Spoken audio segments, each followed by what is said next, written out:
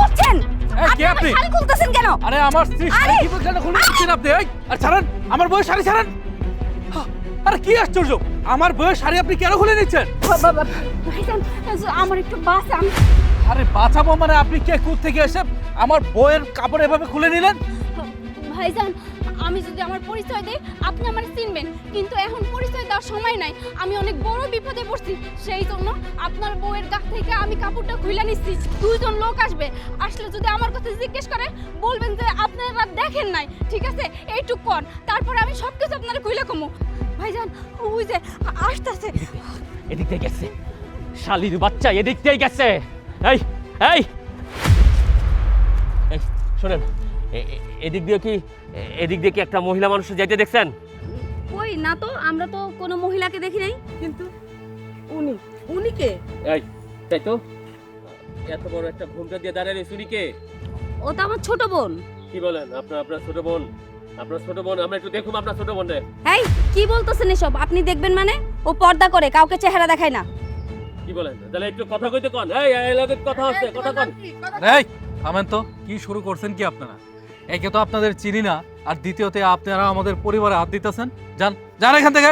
বেশি যদি উল্টাপাল্টা করেন না, তাহলে কিন্তু পুলিশে ধরাই দিব। কোন ওইটা সেদিকে আসে নাই, অন্য কোনখানে গেছে। চলো আমি যেন ফ্রিজে বাইর করতে না। আর কি হলো, এখনো দাঁড়ায় আছেন কেন?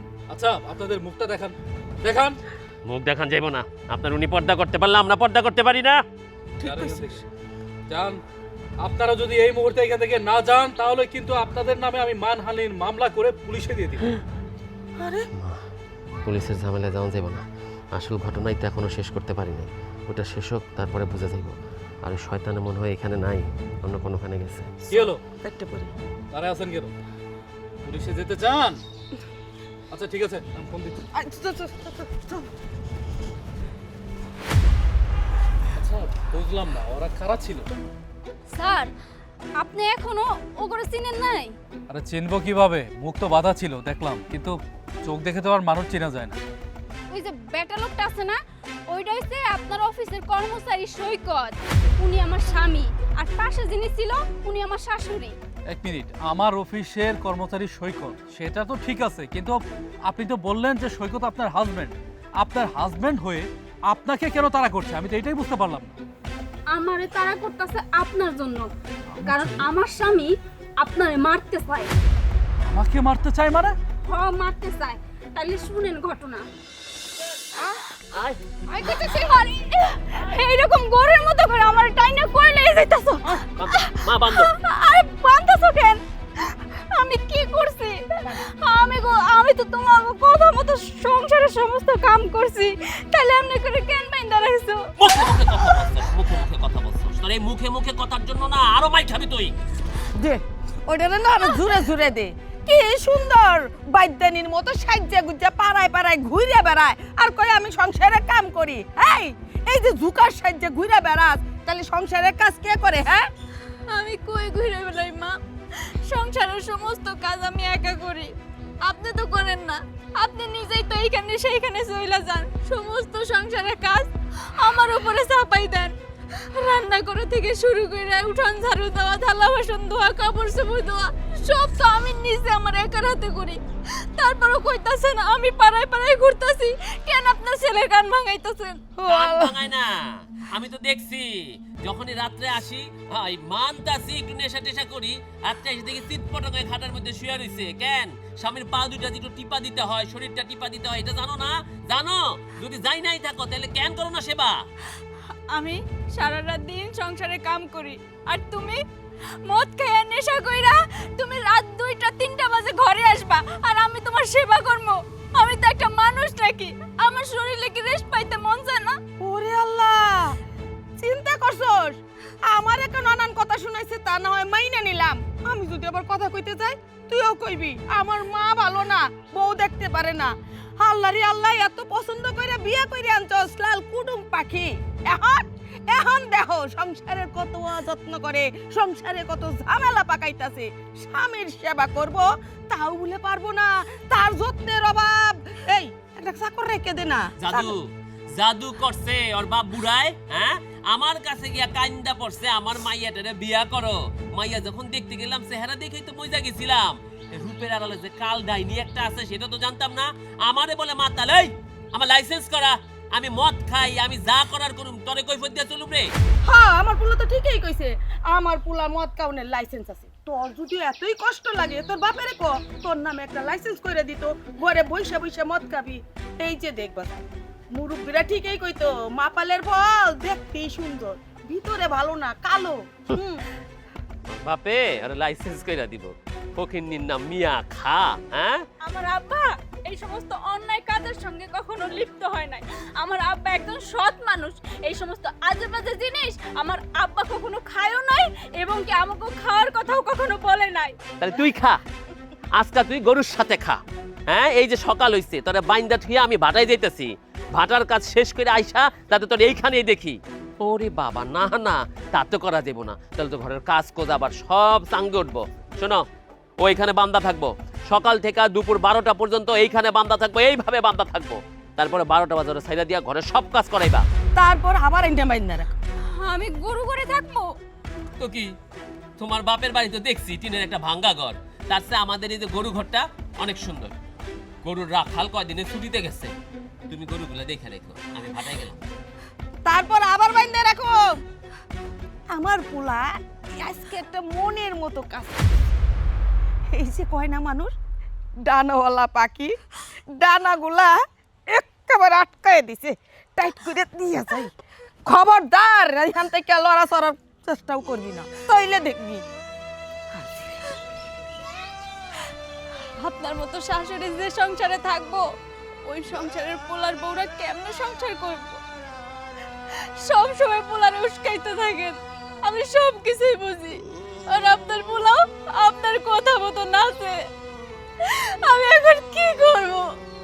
আব্বা, তুমি আমারে কোন জায়গায় বিয়ে দিছো?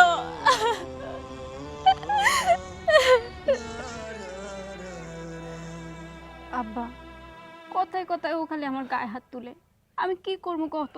এতদিন তো দেখলাম ও তো ভালো হইল না। মা, শওকত ইট ভাটার ম্যানেজারগিরি করে, তার চেহারা স্বভাব চরিত্র দেখে, টাকা পয়সা দেখে ওর কাছে তোরে বিয়ে দিছি। টাকা পয়সা দিয়ে কি হইব কত আব্বা? আমি কি ওইগুলো ভোগ করতে পারি? তোমাকে জামাই আমার তো গোয়াল ঘরের মধ্যে বাইন্ধা রাখে, দিনের পর দিন আমার অত্যাচার করে। শুধু সে না, তার মাও তো করে। এত অত্যাচার সহ্য করে একটা মানুষ কখনো থাকতে পারে একটা জায়গায়? তুমি কও। মা, যেহেতু ওর কাছে তোরে বিয়ে দিয়ে ফেলাইছি, তাছাড়া সংসার করতে হইলে একটু কষ্ট সহ্য করতেই হবো। কষ্ট? আর কত কষ্ট সহ্য করবো কত আব্বা? আমি কি মইরা যাবো? আমার কি মইরা যাইতে কও? একটা মানুষ কত সহ্য করতে পারে? আর তাছাড়া বিয়ের পর থেকে তুমি সব সময় কও একটু সহ্য কর, একটু সহ্য কর। আমি আর সহ্য করতে পারতাছি না। তোমরা শুধু চিনো টাকা পয়সা, টাকা পয়সা দেখে বিয়ে দাও, কিন্তু টাকা পয়সার কাছে কি সুখ থাকে সব সময়? মা, মেয়ে ঘরে বিয়ে তো একবারই হ। মা রাগ করিস না, একটা সন্তান ঘরে আইলে না সব ঠিক হয়ে যাব। না আব্বা, আমি এখন সন্তান নেওয়ার কথা চিন্তা করতেছি না। কারণ আমি যদি এখন সন্তান নেই, ও যদি আমার সন্তানের উপরে অত্যাচার করে, তখন তো আমি এটা মানতে পারবো না। আমি আরো কিছুদিন দেখবো, ও ভালো হইলে তো হইলো, না হইলে আমি কিন্তু অন্য ব্যবস্থা করবো। মা তুই রাগ করিস না, ধৈর্য ধর, সবই সবই ভালো হয়ে যাব। ঠিক আছে, দেখি কবে ভালো হয়। আমি তাইলে যাই। ও আবার খাইতে আইব।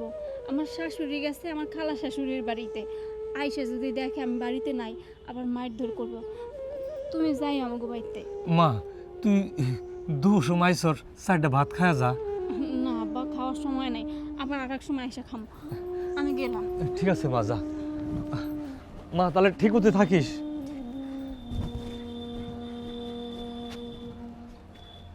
মালিক সাহেব, সব কথা তো শুনলেন, আপনি একটা সুরাহা করে দেন। সবই তো শুনলাম। কি সৈকত সাহেব, উনি এসব কি বলছেন? আপনি নাকি আপনার স্ত্রীকে দিনরাত নির্যাতন করেন, তার গায়ে হাত তোলেন, এসব তো অন্যায়। দেখুন, উনি যেটা বলছে এটা যদি সত্যি হয় তাহলে তো আমার মন ভেঙে গেল। আমি তো আপনাকে অনেক ভালো জানতাম। স্যার আপনি এগুলো কি বলতেছেন? আমি আমার মতো ইনোসেন্ট একটা মানুষ স্ত্রীর গায়ে হাত তুলবে? এই লোকটা তো বয়স হয়েছে, মাথা নষ্ট হয়ে গেছে, যখন তখন উল্টাপাল্টা কথা বলে স্যার। আমি আমার স্ত্রীকে একটা ফুলের টোকার মতো দেই না, সে আমার কত আদরের। মালিক সাহেব, আমার মেয়ে আমার কাছে প্রতিদিন এক কান্দে আর বিচার দেয়। ও তার মানে ওই শয়তানের বাচ্চা রেগুলার আপনার কাছে যায়? সৈকত সাহেব, আমি এটি কি দেখতে পাচ্ছি? কি আশ্চর্য! আরে আপনি না এই ভালো ব্যবহার করলেন আমাদের সামনে? আসল চেহারাটা আসলে সারা জীবন লুকিয়ে থাকে না। আপনার কথার মধ্যে ফুটে উঠছে যে আপনি ওনার মেয়েকে নির্যাতন করেন। ওইরকম নির্যাতন করি না, মাঝে মধ্যে একটু ওই বুঝেনি তো, এত এত কোটি কোটি এটাই হিসাব হিসাব যখন মাথা থেকে একটু ছুটে যায় তখন গিয়া দেখা যায় যে এই স্ত্রীর সাথে একটু উল্টাপাল্টা ব্যবহার করি। তাই বলে উনি যে বলছে আমি মারি, আমি তার গরু ঘরের সাথে বাইধা রাখি, না না মারিও না, গরু ঘরের সাথে বাইধাও রাখি না, মানে তার মানে যে উনি যা বলছে তা সত্যি তা কিন্তু নয় স্যার। বুঝতে পারছি। আপনি যে কথা বলছেন আমার আর কিছুই বলা লাগবে না, আমি সব ক্লিয়ার। দেখেন, আপনি আমার এই ইটকুলাতে কাজ করেন, আপনি আমার ম্যানেজার, আপনার একটা সুনামও আছে, আমরা সবাই আপনাকে ভালোই জানি। কিন্তু আপনার এই পারিবারিক ব্যাপারটা আমার জায়গায় যদি অন্য কেউ শুনতো তাহলে এই ব্যাপারটা নিয়ে আপনার সাথে হাসাতেই করতো না। আপনাকে কি কেউ সম্মান করতো? করতো না। তাই বলছি, নিজে থেকে ভালো হয়ে যাওয়া ভালো, আর ভবিষ্যতে কখনো আমি যেন না শুনি আপনার বইয়ের গায়ে আপনি হাত তুলেছেন।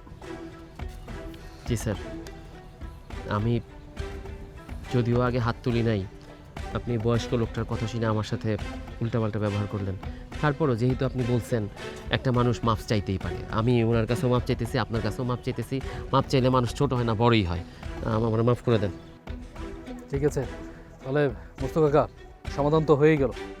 আশা করছি সৈকত সাহেব আর তোমার মেয়ের গায়ে হাত তুলবেন। তুমি এখন যাও। সৈকত সাহেব, আমার অফিসে কিছু হিসাব বাকি আছে, চলুন আপনি আমার সাথে আসুন। স্যার আপনি যান, আমি আসতেছি। ঠিক আছে।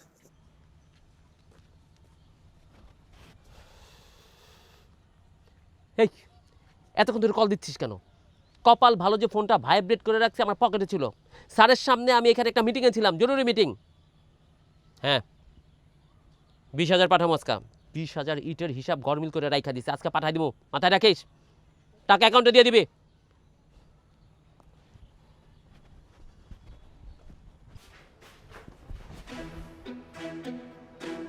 তোর মেয়ে, তোর মেয়ে আমার ডাকছো? বসো। আরে বসো না, এমন করো কেন? তুমি সবসময় আমার ভয় পাও কেন? আমি তোমার স্বামী না? তোমার কিছু লাগবে? কিচ্ছু লাগবো না, আমার তোমারই লাগবে। সবসময় কি ভয় পাইলে হয়? আমি তোমার স্বামী না? মানতেছি আমি তোমার উপর একটু রাগ করি। তো রাগটা কেন করি তুই বোঝস না? তুই তোর বাপের কাছে কি কইছস? আমি কিছু কই নাই। নয়, তুই যদি তোর বাপের কাছে কিছু না কইয়া থাকস তাহলে তোর বাপে বসের কাছে গিয়ে আমার নামে কেন কইছে? সব কেন কইছে বল? কি কইছে? তুই নাকি কইছস গিয়া আমি তোরে মারি, আমি তোর উপর নির্যাতন করি। আরে এই অফিসে আমি বছরের পর বছর কাজ করতেছি, এই ইটের ভাটা এক একটা ইট আমারে চিনে। আজকে এই ইটের ভাটার বস আমারে শুধুমাত্র তোর বাপের কারণে শাসাইছে, আমারে অ্যালার্ট করছে মায়া মানুষের গায়ে হাত তোলা নিষেধ। আমি যদি তোরে ফুল কইরা ফালাই দেয় এইটাই তো অনেক। আমি কিছু কই নাই, আমার মন খারাপ দেখছে আব্বা, তাই বুঝা নিছে। তুমি তো সবসময় আমার মারো, সেই জন্য মনে হয়। আমি কিছু কই নাই, বিশ্বাস করো। বিশ্বাস বিশ্বাস এখন শুধুমাত্র মানুষের নামের পিছনে থাকে। আব্দুর রহমান বিশ্বাস, নয়ন বিশ্বাস, ওই বিশ্বাস আর মানুষের মধ্যে নাই। তোর তো আমি কোনোদিনও বিশ্বাস করুম না। তুই নাকি রোজ রোজ তোর বাপের কাছে গিয়ে আমার নামে বদনাম করস। এই তুই কোন ফাঁকে যাস? কোন ফাঁকে যাস? আমি আমি কালকে শুধু গেছিলাম, তারপরে আর যাই নাই। আব্বারে দেখতে খুব ইচ্ছা করছিল, সেই জন্য। শোন, বাপের দেখতে ইচ্ছা করলে তোর বাপের আগে মাইরা ফেলাবো। মাইরা ফেলানোর পরে একটা ছবি পোস্টারের মতো বানায়া ঘরের মধ্যে ঝুলাইয়া মালা দিয়ে দিব, সারাদিন বাপের ছবির সামনে দাঁড়ায় থাকবি। আর যদি কোনোদিন গিয়া আমার নামে কিছু কইতো, এটার সাথে বাড়ি মাইরা শেষ করে ফেলাবো। বন্দির বাচ্চা যা।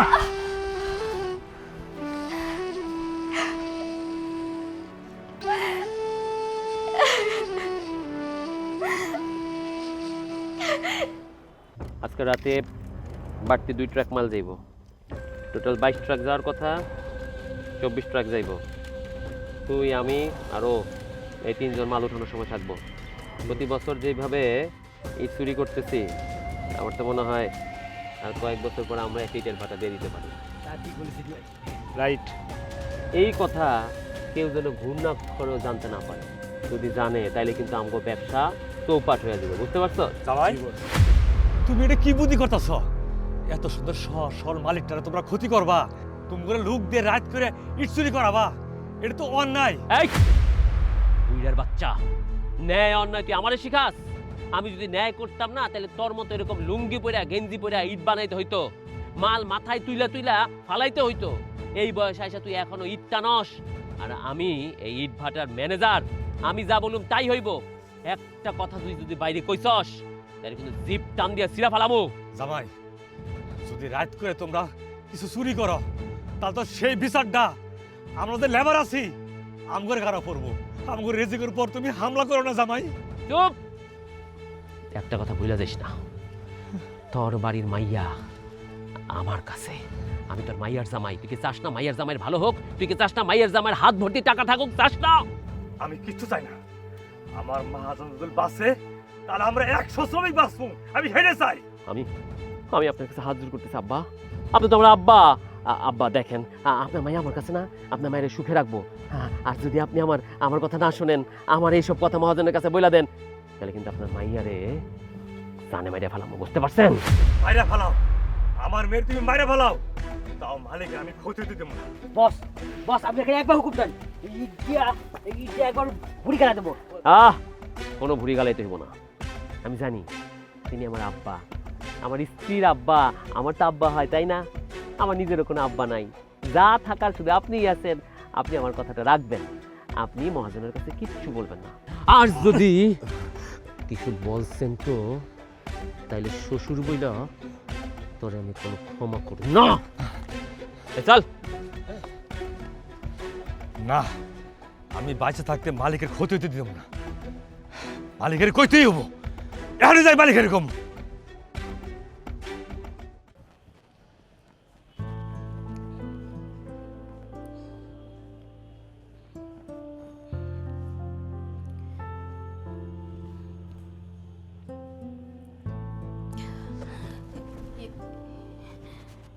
বসো না। তুমি সবসময় এমন ভয় পাও কেন বলো তো আমাকে? তুমি সব সময় রাগ করে থাকো তো, সেই জন্য। রাগ করবো না তো কি বলো তো? এই যে ইটের ভাটায় আমি একজন ম্যানেজার, কত স্টাফ আমার মেনটেন করতে হয়, সময় মেনটেন করতে হয়, ইটের হিসাব রাখতে হয়, কোথায় কত ইট যাচ্ছে কত ইট আসছে সব হিসাব রাখতে হয়। এত কিছুর মধ্যে মাথা ঠান্ডা রাখা যায় বলো? বুঝছি আমি। কি বুঝছো? তো বুঝলে এভাবে মুখটাকে হাড়ির মতো করে রেখেছো কেন? হাসো। এই তো হাসলে তোমাকে কি সুন্দর লাগে। আসলে তোমার এই সুন্দর চেহারাটা দেখেই তো আমি গলে যাই। মাঝে মাঝে অবশ্য তোমার গায়ে হাত তুলি। I am sorry, extremely sorry. Okay? তুমি আমারে সরি কইতাছো? আমার তো ভাবতেই অবাক লাগতাছে। তুমি আমার উপরে আর রাগ কইরা নাই তো? একটুও রাগ করে নাই, তবে একটা সমস্যা হয়ে গেছে। সমস্যা? আবার কি সমস্যা? আচ্ছা তুমি আমাকে বলো তো, এই যে তুমি এত বড় একটা বিল্ডিংয়ে থাকতেছো, এত দামি খাট, এত দামি গহনা, তোমার যখন যা লাগে আমি তোমাকে দিচ্ছি, একটু রাগ করি তোমার যদি এসব কিছুই না থাকে, আমি যদি একদম গরিব হয়ে যাই, আমাকে যদি পুলিশে ধরে নিয়ে যায়, আমার টাকা পয়সা যদি কিছু না থাকে, তোমার ভালো লাগবে? তোমার যদি টাকা পয়সা না থাকে তাহলে আমার কোনো সমস্যা নাই, কিন্তু এই যে পুলিশে ধরার কথা কইতাছো, আমি তো এটা মানতে পারবো না। পুলিশে ধরে নেবে কেন? তুমি কি কোনো অন্যায় করছো? আমার চোখে অন্যায় না, কিন্তু তোমার বাবার চোখে অন্যায়। মানে ওই যে কিছু ইট বাড়তি থাকে না, বাড়তি ইটগুলো আমি বিক্রি করে দিই। ওই ইটগুলো আমি এতদিন বিক্রি করে আসছি, তাতে করে আমার টাকা হয়েছে, সেই টাকা দিয়ে আমি এত কিছু করেছি। আজকে তোমার বাবা সেটা জেনে গেছে। তোমার বাবা বলেছে সেটা নাকি আমার বসের কাছে বলে দেবে। বসের কাছে বলে দিলে বস তো আমাকে চাকরিতে রাখবে না। তখন তো আমার অনেক জরিমানা হবে, আমাকে পুলিশ ধরে নিয়ে যাবে। তখন আমি কি করব? তাহলে তুমি অন্যায়ভাবে এই যে ইটগুলো বিক্রি কেন করছো? মালিকরে তো জানাইতে পারতাম।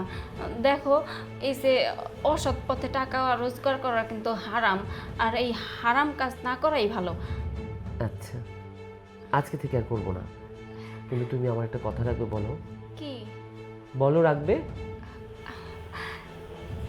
তুমি যেটা আমার সঙ্গে এত ভালো ব্যবহার করতেছো, এই প্রথমবার তুমি আমার সঙ্গে অনেক ভালো ব্যবহার করতেছো, আর তোমার এই ভালো ব্যবহার দেখে আমি মুগ্ধ হয়ে যাইতাছি। আচ্ছা ঠিক আছে, আজকে তুমি যা বলবা আমি তাই শুনবো। তোমার বাবাকে কি অনুরোধ করবে তিনি যেন আমার স্যারের কাছে কিচ্ছু না বলে? এটা করো প্লিজ। আমি তোমার কাছে হাত জোর করছি, আমি কোনোদিন তোমার গায়ে হাত তুলবো না। কিন্তু বাবার এত ছোটবেলা থেকে চিনি, বাবা কখনো অন্যায়ের কাছে মাথা নত করে নাই। আমার আব্বা সবসময় সৎ পথে চলছে, আর মানুষের কখনো ক্ষতি করে নাই। তারপরও তুমি যেহেতু কইতাছো, এত ভালোভাবে করে অনুরোধ করতেছো, আমি আব্বারে কমু, বুঝায় কমু। আর তুমি কিন্তু আমার কথা দিতেছো, এরপর থেকে কিন্তু আর কখনো এরকম অনৈতিক কাজ করবা না। আচ্ছা, করবো না। তাহলে আমরা বসে আছি কেন? চলো, ঠিক আছে, আসো আমরা ঘুমিয়ে পড়ি।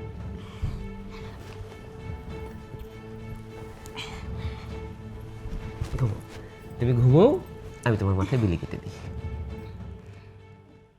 আব্বা, আব্বা, ও আব্বা। আরে মা, ভালো আছস? ভালো কেমনে থাকমু? আমার কপালে কি সুখ আছে? মা, আজকে কি হয়েছে? তুমি নাকি তোমার জামাইরে কইছো তার নামে তার মালিকের কাছে বিচার দিবা? হ, বিচার দেব না কি করবো? তোর স্বামী রাত করে লেবার নিয়ে ইট বেছে, চুরি করে খড়ি বেছে, যদি মালিকের বিচার না দেই তাহলে আবার আমি চোর সাজবো না। এই জন্য মালিকের আজকে বিচার দিব। আব্বা, তোর বিচার তার কোনো দরকার নাই। আমি মানতাছি তোমার জামাই যা চিন্তা করছে, চুরি করা ভালো কাজ না। তাই তুমি তোমার জামাইরে একটু বুঝাইয়া কইলে ও বুঝবো। ও তো বদমেজাজি, কখন হুট করে মাথা গরম হয়ে যায় তার কোনো ঠিক নাই। এইসে গতকালকে রাত্রে আমার সঙ্গে কত ভালো ব্যবহার করছে। এখন তুমি যদি যাই বিচার দাও সেই মালিকের কাছে, তোমার জামাই যদি এটা শুনে তার যদি চাকরি চলে যায়, আমি কি ওই বাড়িতে সংসার করে খাইতে পারবো? আমার তো ঘাট ধাক্কা দিয়ে বাইর করে দিব। মা, আসলে গরিব হইতে পারি, কিন্তু আমি কিন্তু লুবি না। তাছাড়া আমার চোখের সামান দিয়ে মালিকের সবকিছু লুটতরাজ করব, তাহলে এটা আমি আল্লাহর কাছে দায়ী হম না? তুমি আল্লাহর কাছে দায়ী থাকবা কেন? দায়ী থাকলে ও থাকবে, কারণ তুমি তো কোনো চুরি করতেছো না। শোনো আব্বা, তোমার এই বিষয়ে কোনো মাথা ঘামানোর কোনো দরকার নাই। তুমি শুধু চোখ দিয়ে দেখবা। তোমার যদি কিছু বলার হয় তোমার জামাইরে বুঝাইয়া বলবা, ও ভালো মানুষ, ও বুঝবো। এই যে তোমার জামাই গতকাল রাতে আমার সঙ্গে কত ভালো ব্যবহার করছে। আমি চাই এই ভালো ব্যবহারটা ও সব সময় আমার সঙ্গে করুক। মা, ঠিক আছে, ওইটা পরে বুঝিল। তুই আইসস, আজকে তো যাবি না, 4টা বাদ আমার ঘরে খাইয়া যাবি। ঠিক আছে, চলো। তোমাকে জামাই আজকে নাকি দেরি করে আইব, তাহলে কটা খাইয়েই যাই। ওই পাঙ্গাস মাছ পাক করছি। পাঙ্গাস মাছ আমার তো পছন্দের, চলো। শোনো, এই ইটগুলা যত দ্রুত সম্ভব পাঠাতে হবে, ঠিক আছে? আর আমি কথা বলে রাখছি, আমাকে টাকা অ্যাডভান্স দিয়ে দিচ্ছি। মালিক সাহেব, সর্বনাশ, আপনার ব্রিকফিল্ড থেকে রাত করে ইট চুরি হয়, এটা কি আপনি জানেন? ইট চুরি হয় মানে? কি বলতেছো উল্টাপাল্টা কথা? আমার ব্রিকফিল্ড থেকে ইট কেন চুরি হবে? কে চুরি করবে আমার ইট? মালিক সাহেব, আমি সত্যি করে কইতাছি, আমার জামাই লোকজন দিয়ে রাত করে আপনার ব্রিকফিল্ড থেকে ইট চুরি করে। মুস্তফা কাকা, তুমি যে কথা বলতেছো ভেবে চিন্তে বলতেছো? দেখো, তুমি বলতেছো তোমার জামাই আমার এই ব্রিকফিল্ড থেকে ইট চুরি করে, বুঝতে পারছি। আমার মনে হয় তোমার জামাইয়ের সাথে তোমার পার্সোনালি কোনো কাজে ঝগড়া পাচ্ছে, আর যার জন্য তুমি আমার কাছে আইসা তোমার জামাইয়ের নামে গিবত করতেছো। না মালিক সাহেব, আমি সত্যি কইতাছি, আমি নিজ কানে শুনছি। আর আর আপনার মতো মালিকের নুন খাইছি, আমি গুণ অবশ্যই গামু। আমি সত্যি করে কইতাছি, আপনার ব্রিকফিল্ড থেকে প্রতি রাইতে ইট চুরি করে। কিন্তু আমি তো এই ব্যাপারটা কোনোভাবেই জানতাম না। আমি তো ভেবেছিলাম যে তোমার জামাই, তার মানে সৈকত, আমার এই ব্রিকফিল্ডের ম্যানেজারে খুব ভালো এবং দায়িত্বের সাথে পালন করতে।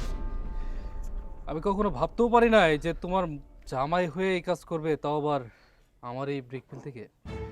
ঠিক আছে, তুমি যেহেতু বললে, ব্যাপারটা আমি দেখছি, তুমি যাও। মালিক সাহেব, সব কিছু আপনি সাবধানে দেখাশোনা করবেন, আর চোখ কান খোলা রাখবেন। অবশ্যই। আর হ্যাঁ, তোমাকেও ধন্যবাদ। এই ব্যাপারটা তুমি আমাকে জানিয়ে অনেক ভালোই করেছো। অনেক দিন হলো তুমি আমার এখানে কাজ করছো, সততার সাথে কাজ করছো। আজকে তুমি যে কাজটা করছো না, আমার খুব ভালো লেগেছে। তোমার সততা দেখে আমি মুগ্ধ হয়েছি। ঠিক আছে, এই ঝামেলার মধ্যে আমি আর তোমাকে ফেলতে চাই না। তুমি যাও, বাকিটা আমি দেখছি। ঠিক আছে, সাবধানে থাকেন। চল। সৈকত সাহেব, আমি এতদিন যাবৎ আপনাকে অনেক ভালো ভাবতাম, ভালো জানতাম, কিন্তু আজকের পর থেকে মনে হয় সেই ধারণাটা আমার ভেঙে গেছে। আপনি যে এমন টাইপের লোক আমি কখনো আশা করি। স্যার, আপনি কার থেকে কি শুনছেন ভুলও তো শুনতে পারেন। আসলে মানুষ আমার উন্নতি দেখে খুব হিংসা করে। এই যে আপনার এই আস্থাভাজন, আপনার কাজগুলো আমি ঠিকঠাক মতো করি, তাই অনেকেই নিতে পারতেছে না, তাই আপনার কাছে আমার সম্পর্কে কান ভাঙানি দিছে, কথাগুলো মিথ্যা। তাই না? কোনটা মিথ্যা কোনটা সত্যি সেটা আপনি আমাকে শিখাবেন। আমি খুব ভালো করে জানি যে আপনি আমার এখানে ম্যানেজিংয়ের কাজ করতে এসে অনেক টাকা সরিয়েছে। আমি কখনো আপনার ব্যাপারে এমনটা জানতেই পারিনি। যদি জানতাম অনেক আগে আপনাকে এখান থেকে সাটাই করতাম। ছি, আপনি এমন ধরনের মানুষ? আপনি যেই প্লেটে ভাত খাচ্ছেন সেই প্লেট কি ফুটো করছেন? আরে কোথায় আমি ভেবেছিলাম যে আমি দেশের বাইরে যাব, তখন আপনাকে এই সম্পূর্ণ দায়িত্ব নিজের হাতে দিয়ে যাব। কিন্তু এখন তো দেখছি চোরের হাতে কখনোই এই ধরনের দায়িত্ব আশা করা যায় না। আপনার এসব কে বলছে আমি জানি। আপনি আমার হয়তো বলতে চাইতেছেন না, কিন্তু আমি বুঝতেছি এইসব আপনারা বলছে আমার শ্বশুর, তাই না? সে আমার ভালো চায় না। এর আগেও তার মেয়েরে আমি অত্যাচার করি এইটা বলে আপনার কাছে বিচার দিছিল, আপনি তার পক্ষেই কথা বলছেন। এইবারও আপনি তার কথা শুনা আমার এত কথা বলতেছেন, তাই না? শুধু এইটাই না, অনেক ব্যাপারই আছে। আমি সন্ধান করছি, খোঁজ করে ভালো করে দেখছি যে আপনি নিজের হাতে আমার এই ব্রিক ফিল থেকে অনেকগুলো ইট সরাইছেন এবং সেইগুলোর অ্যামাউন্টটাও অনেক। আমি আশা করছি যত দ্রুত সম্ভব অ্যামাউন্টটা আপনি আমাকে ফেরত দিন, আর তা নইলে আমি আপনাকে পুলিশের ঘানিটা নিয়ে যাব। আপনি কি বলতেছেন? যে অপরাধ আমি করি নাই তার জরিমানা আমি কেন দিব? আমি এসব দিতে পারবো না। যা শাট আপ! কি ভেবেছেন কি আপনি? হ্যাঁ, অন্যায় করে যাবেন, ধরা খেয়ে বলবেন যে আমি এই টাকা ফেরত দিতে পারবো না? অবশ্যই আপনাকে দিতে হবে। আপনার রক্ত বিক্রি করে হলেও না এই টাকা আমার ফেরত চাই, কারণ এই টাকা আপনার মতো শয়তানের টাকা না, এটা আমার হালাল রোজগারের টাকা। অনেক কষ্ট করে আমি এই ব্রিক ফিলটাকে বানিয়েছি, আর এইখান থেকে একটা পয়সা এদিক সেদিক হবে সেটা আমি চাই না। আপনার হাতে সময় মাত্র 7 দিন। এই 7 দিনের মধ্যে আপনি টাকা ফেরত দিবেন, আর নয় জেলে যাবেন।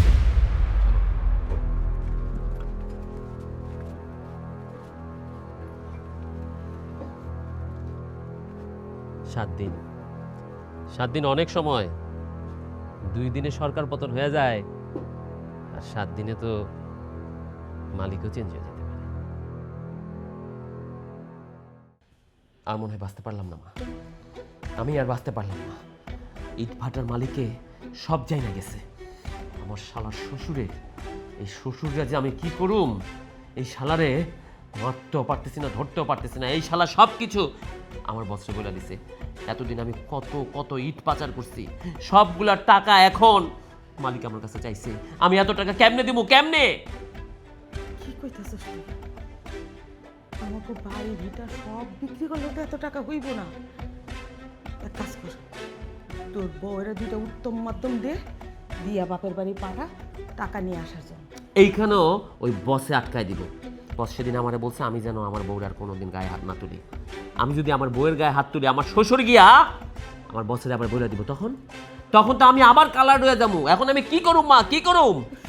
অস্থির না বাবা, চিন্তা ভাবনা কইরা একটা কিছু তো বাইর করতেই হইব। তুই আমার একমাত্র সন্তান, আমি তো তোরে হারাইতে চাই না। তোরে যেভাবেই হোক বাঁচাই, দুনিয়া সব মারা যাক, আমার কোনো আপত্তি নেই। ঠিক ঠিক বলছো, মারা যাক, বসে মাইরে ফেলাম, দুনিয়া থেকে সরাই দিব, দুনিয়া থেকে সরাই দিব। তোর পাশে জায়গায় যদি বছরে মারতে হয় তাই করুক। তারে মাইরা ইট ভাটার আগুনে ফালাই দিব, হাড় সহ পুইরা ছাই হয়ে দিব, কেউ জানবো না। এইসব কি শুনতাছি? ইট ভাটার মালিকটা মাইরে ফেলাইবো? আব্বার মুখে শুনছি তো ওই মালিক অনেক ভালো মানুষ, আর তাছাড়া ওনারে যদি মারে তাহলে তো আমার স্বামীর জেল হয়ে যাব। না না, আমি আমার স্বামীরও বাঁচামো এবং কি ওই ভালো মানুষটারও বাঁচামো। এটা হইতে পারে না, এটা কিছুতেই হইতে পারে না। না, তার মানে আমার বউ সব শুনে ফেলাইছে। তোর বাজান তোর ও যদি এখন সব বইলা দেয় মা, তাহলে আমাদের সব প্ল্যানিং মাটি একটু ধরো ধরো ধরো। এই দাঁড়া। সব কিছুই তো শুনলেন স্যার। সব কিছুই শুনলাম, কিন্তু একটা বিষয় ভেবে আমি খুব অবাক হচ্ছি।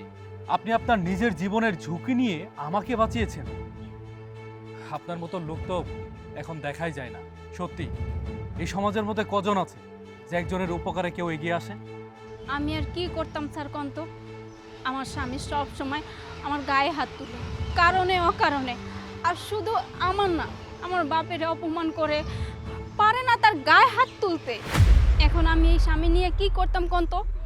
আমার স্বামী খারাপ আমি জানি, কিন্তু তাই বইলা একজন ভালো মানুষে মাইরা ফেলাইব, সেই খুনের দায়ে তার ফাঁসি হইব, আমি তো এটা মাইনে নিতে পারবো না। সেই জন্য আমি আপনারা সাবধান করতে আইছি। কিন্তু আমার স্বামী এই কথা জানতে পাইরা আমার এমনি করে তাড়া করছে। আপনার কোনো ভয় নেই। দেখেন, আপনার আমি কিছুই হতে দিব না। আপনি যেহেতু আমার জীবন বাঁচিয়েছেন, আপনাকে অনেক ধন্যবাদ। কিন্তু সৈকত সাহেব যে এতটা খারাপ মনের মানুষ, সেটা আমি কখনো কল্পনাও করতে পারিনি। আপনার গায়ে হাত তুলে, আরে আপনি তো চাইলে নারী নির্যাতনের মামলাও দিতে পারতেন। একমাত্র আপনি ভালো বলে আপনি এই কাজটা করেননি। আপনি চান না যে আপনার হাজব্যান্ড সারাটা জীবন জেলের মধ্যে পচে মরুক। কিন্তু হ্যাঁ, আমি আপনার হাজব্যান্ডকে এমনিতে ছাড়বো না। ওর উচিত শিক্ষা হওয়া উচিত। অন্তত কটা দিন জেলের মধ্যে থাকলে অবশ্যই তার শিক্ষাটা হয়ে যাবে। ছি ছি ছি ছি ছি, সৈকত সাহেবকে আমি এত ভালো ভাবতাম। আমি জানতাম যে উনি চোরা কারবারির সাথে জড়িত। তারপর আমি ওনাকে অনেক বলেছি যে এখনো সময় আছে, ভালো হয়ে যান। আমার ইটের ভাটা থেকে উনি অনেকগুলা ইট চুরি করেছেন। তার কাছে আমি টাকাও চেয়েছিলাম, কিন্তু সে টাকা দিতে উনি অস্বীকার করেছে। তবে আমি আপনার হাজব্যান্ডকে এত সহজে ছাড়বো না। আপনাকে মেরেছে, আমার ইটগুলা চুরি করে বিক্রি করেছে এবং আমাকে মারার প্ল্যান করেছে। এত সহজে আপনার হাজব্যান্ড ছাড় পাবে না। অন্তত কটা দিন জেলের মধ্যে ওকে আমি ঢুকাবই। ওর উচিত শিক্ষা হবে, তারপর ও জেল থেকে বেরোবে। স্যার, আপনি আমার স্বামীরে জেলে দিতে চাইতেছেন ঠিক আছে, কিন্তু আপনি এই বিষয়টা খেয়াল রাখেন, তার যেন কোনো ক্ষতি না হয়। শত হোক, সে তো আমার স্বামী। ওর যদি কিছু একটা হয়ে যায়, আমি কেমনে সারাটা জীবন বাঁচবো কন্ত? তাই আপনার উপরে সব কিছু ছাইরা দিছি। আমি চাই আপনিও ঠিক থাকেন, আমার স্বামীও ঠিক থাকুক। কারণ একটা মেয়ে কখনো স্বামী ছাড়া বাঁচতে পারে না।